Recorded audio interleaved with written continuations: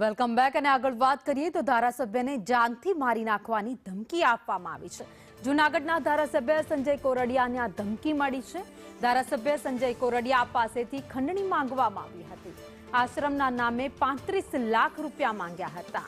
તો international number પરથી તેમને ફોન આવ્યો હતો અને પરિવારને પણ જાનથી મારી નાખવાની ધમકી આપી હોવાની વાત સંજય કોરડિયાએ કરી છે। અમદાવાદના રોહન ઠાકોરના નામે આંગળિયું કરવાનું પણ તેમને ફોનમાં કહેવામાં આવ્યું હતું। પોલીસ ફરિયાદ નોંધતા તપાસનો ધમધમાટ હવે શરૂ થઈ ગયો છે।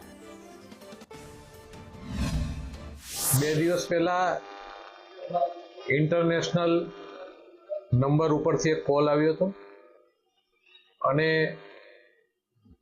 આશ્રમની મદદ માટેની પૈસાની માગણી કરવામાં આવી હતી અને પછી એ નંબર ઉપરથી દાન અથવા ખંડણી માંગવામાં આવી અને ખંડણીના પૈસા 30 લાખ રૂપિયા ન આપવામાં આવે તો પરિવારને મારી નાખવાની ધમકી આપવામાં આવી। પછી એમની ઉપરથી ચેટ કરતા એમણે આંગળીઓ કરવાનું, રોનક ઠાકોર નામના વ્યક્તિને આંગળીઓ કરવાનું અને એમના નંબર આપ્યા અને એમની ઉપરથી પોલીસમાં ફરિયાદ નોંધાવી છે।